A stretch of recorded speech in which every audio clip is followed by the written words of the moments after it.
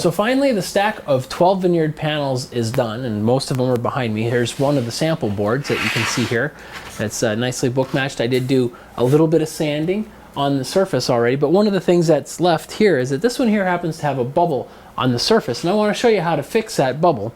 Of all the burl panels, this was the only one that had any issue at all to be repaired. So it was good that I did all the simple curly maple ones first, because I figured out a few things about my particular setup that was causing some problems. So now I did put a piece of blue tape where I saw the bulge, and it'll be really obvious on camera. Now right now, if you were to take a look at this, you're going to see that's pretty much nice and flat. In fact, you wouldn't suspect anything if you tap right on the crack.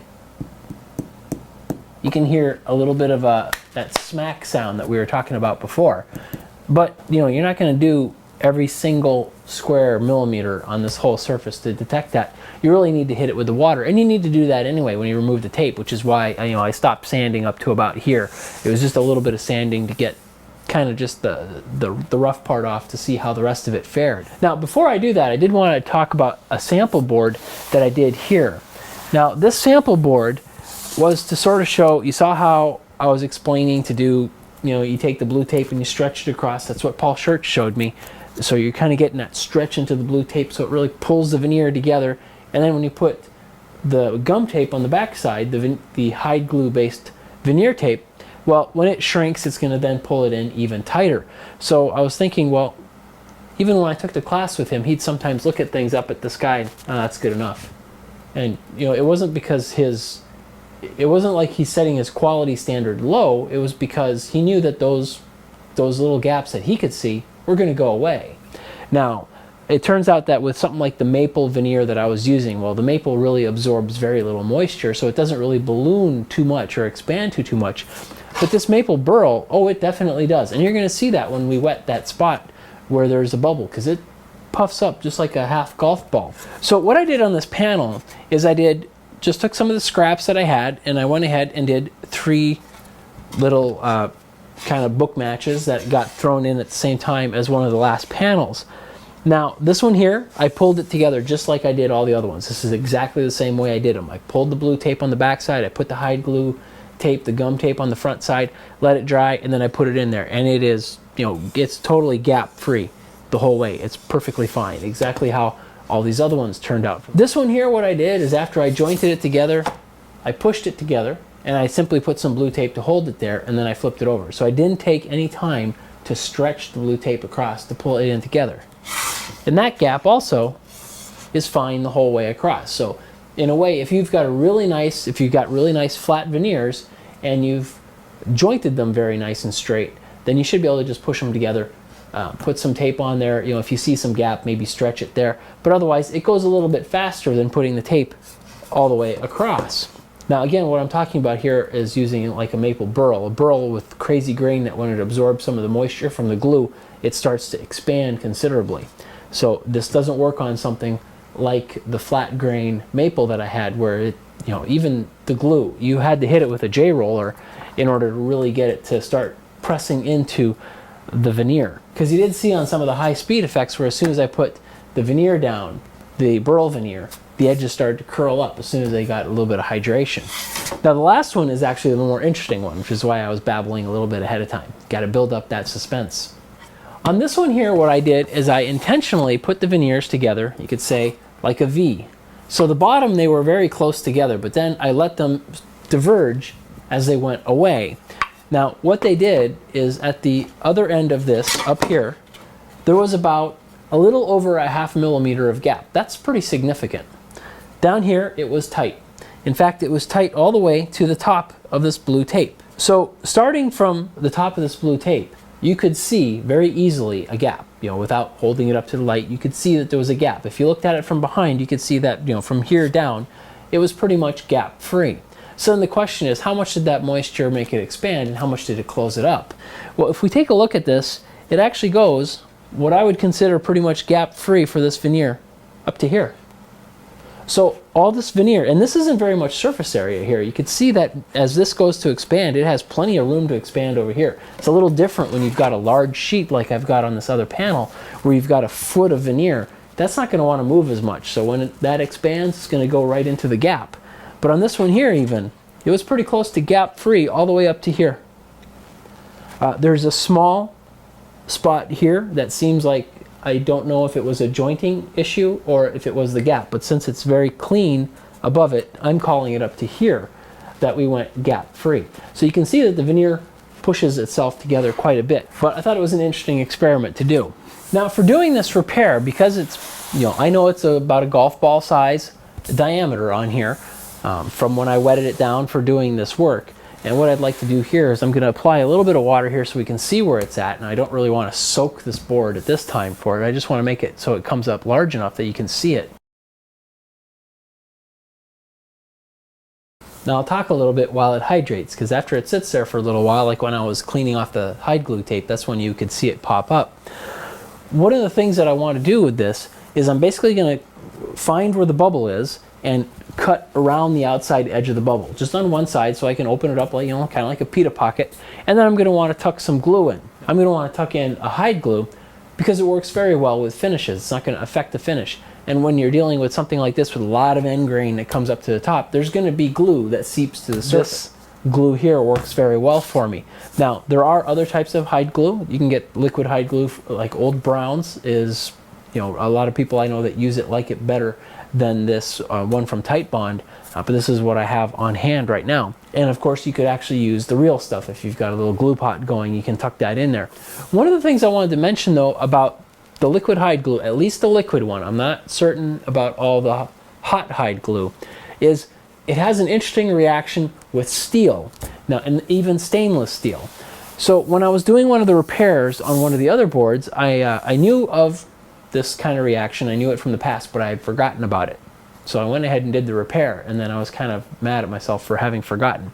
And what it is it seems to react with the metal, and it discolors the metal, and then it transfers to light colored maple. So what I'm going to show you here is I'm just going to put a little bit of hide glue on here in a couple spots. I've of course used things like putty knives before with it, and that's actually where I've done it before. I have a putty knife here that has some permanent discoloration on the surface of it from having used hide glue with it. But what I did on my previous repair was to get in there and kind of push it through. I used this small stainless steel ruler that I had, and though it didn't discolor the stainless steel, it definitely left some color on the wood. So what I was going to do is I had also used some of these hobby knives, these little sort of, they're spatulas for actually like oil painting. They're very popular through Lee Valley, so I use those as well for tucking the glue in. But if I sit here and I smear this around a little bit, now we'll let that sit a second while I use this plastic spatula. And you can write some creative comments about me using a pink spatula in the video comments. We'll just smear this one here around for comparison. Since the plastic is very inert, this is a silicone spatula. So if you were to take a look at that very closely, you can see that over here, this blob of glue, I scraped it back up and I wiped it there. This one here is definitely darker. This was the one with the metal, and this one here is the one that was being used with the spatula. To me, this isn't really any different than what comes out of the bottle, whereas this one here is definitely darker. So I'm going to be using my pink spatula, thank you very much, for doing this repair. So one of the things that we did when we were in Paul Church's workshop is, he sells these are post-mortem scalpels. Be careful with them. One of the things that you want to do though is, like for this repair, and I'm sure it's going to be very visible now. Yeah, you should be able to see that very well. I'm not pushing it down or deflecting it, you can just hear the noise. So let me put this behind it so that you'll be able to see the bubble a bit better. That should be pretty obvious. I was remembering it as being about a half golf ball, but it doesn't look like it's quite that big. Apparently, it's kind of a guy thing to overestimate. So what I'm going to want to do though is I'm going to want to make this cut, and I want to make it in a way that's going to be the most hidden. If I'm going to be going over half the circumference on the outside edges of it, I want to pick the right circumference, the right side to cut. So what it is it's very similar to doing a scarf joint like you would be doing if you're doing molding.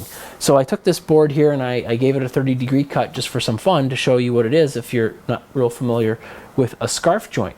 So if a scarf joint is cut like this, of course you're going to join it together, and it should hide the joint very, very well. Now, if this was a butt joint where it was just plain square, any little gap is going to be very, very visible. One of the advantages of the scarf joint is that when you're looking straight down the joint, the sloping sides make it that, if there's a little bit of a discrepancy, if there's a little bit of a gap, what you're going to see is you're going to be seeing the sloping face of the other board. So as I have it here, of course, you're able to see from this camera, you can see that I've closed this joint. But on the camera that sees it kind of head on with a little bit of an inclination, it also looks clean. But as I back this thing up, so right now on the camera where you're looking straight on it, it still looks pretty clean. You can tell there's a gap, but you have no idea that it's actually 3/16 of an inch that we've got here. And as I even pull it further, at this point, what does it look like when you're looking at it head on from the camera that's facing directly into the joint? Right now, we're easily close to 3/8 of an inch for the gap. So it makes it better that it hides the gaps a little bit better. And when we're cutting this veneer, we're not going to have, we can't, it's not like solid wood. We can't just butt it together and we're fine with it. What we're going to be doing is kind of, trying to coax it into the other veneer and then pressing it down with a board in order to hold it. So why am I bringing up a scarf joint? Because I'm going to look at this panel, and just because I would like to make this cut to be as hidden as possible, I want to make it that the cut is going to be, say, angling away from the viewer. So, if I had a couple things on here, I would just label the front of this board, which is what I'm going to do. So I'm going to want to make the scarf joint, I want to cut it this way here, with the bevel coming in from the outside. So let me go ahead and do that, and then we're going to tuck some glue in. And try to follow whatever grain lines you've got, and that's going to help hide things a little bit further. Now to get the glue in there, what we're going to want is a way of injecting it. So there are plenty of ways that you can get it. You can get these from different veneer supplies. I got this one from veneersupplies.com. So it's, you just load it up and squirt the glue out there.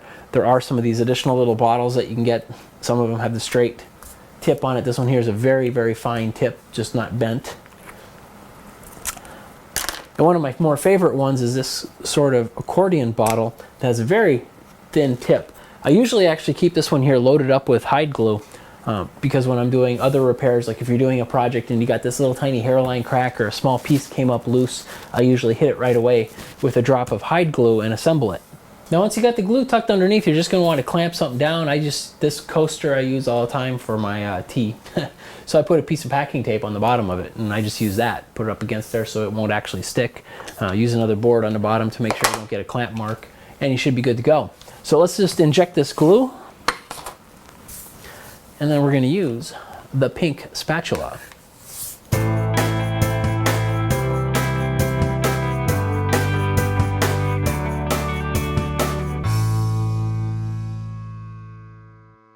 There we go. All right, I'm going to leave that till morning.